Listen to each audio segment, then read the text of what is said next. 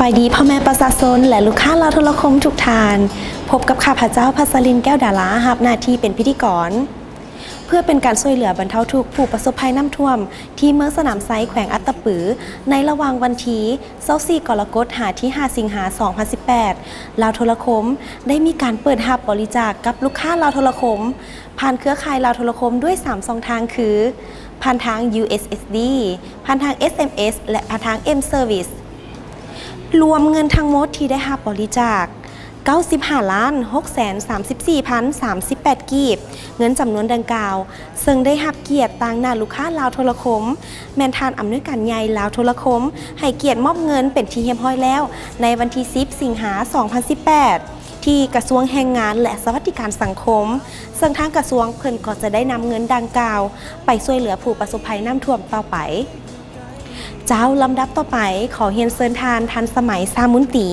หัวหน้าคณะพัฒนาคุณภาพการบริการให้เกียรติขึ้นกล่าวขอบใจลูกค้าและสรุปโครงการช่วยเหลือประชาชนผู้ที่ได้รับผลกระทบจากภัยน้ำท่วมที่แขวงอัตตปือในครั้งนี้ด้วยขอเรียนเชิญเจ้าสบายดีจากเหตุการณ์สั่นเขื่อนอ่างเก็บน้ำสำรองในโครงการ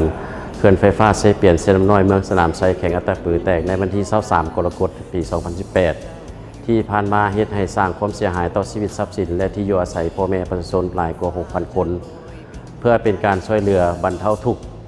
ให้กับผู้ประสบภัยในครั้งนี้ในระหว่างวันที่24เดือน7ปี 2018หาวันที่5เดือน8ปี 2018ที่ผ่านมาลาวโทรคมได้เปิดรับบริจาคกับลูกค้าของลาวโทรคมลูกค้าที่ใช้บริการเบอร์ M-Phone เบอร์ Winphone และ SIM-Net ผ่านเครือข่ายของลาวโทรคมด้วย3ช่องทางคือผ่านทาง USSD ผ่านทาง SMS และผ่านแอปพลิเคชัน M-Service ของลาวโทรคมสรุปยอดเงินที่ได้รับบริจาคในครั้งนี้เป็นเงินสดทั้งหมด 95,634,038 กีบและบ่ได้หักค่าบริหารใดๆทั้งสิ้นและได้นำไปมอบให้กับคณะรับผิดชอบช่วยเหลือผู้ประสบภัยพิบัติดังกล่าวในวันที่10สิงหาคมปี 2018ที่กระทรวงแรงงานและสวัสดิการสังคมซึ่งเป็นเกียรติมอบโดยท่านถาวร สมสกุลผู้อำนวยการใหญ่บริษัทรัฐวิสาหกิจลาวโทรคมนาคมได้รับโดยท่านปริญญาเอกคำแก้วสารบุญคุณไซห้องรัฐมนตรีกระทรวงแรงงานและสวัสดิการสังคม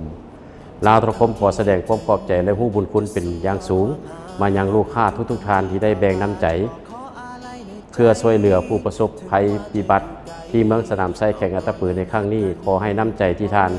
ได้บริจาคในครั้งนี้จงเป็นบุญกุศลอันสูงแด่ท่านและครอบครัวมีความสุขและความเจริญขอขอบใจขอขอบใจทานทันสมัยซามุนตีหัวหน้าคณะพัฒนาคุณภาพการบริการที่ได้ให้เกียรติกล่าวสรุปโครงการในครั้งนี้สุดท้ายนี้ขอขอบใจลูกค้าลาวโทรคมทุกท่านที่ได้ร่วมบริจาคในโครงการครั้งนี้ด้วยขออวยพรไซให้ทุกท่านจงมีสุขภาพแข็งแรงสุขกายสบายใจประสบผลสำเร็จทั้งหน้าที่การงานและส่วนตัวมาฮอดตอนนี้ข้าพเจ้าได้ขอลาไปก่อนสบายดีมีคำตอบ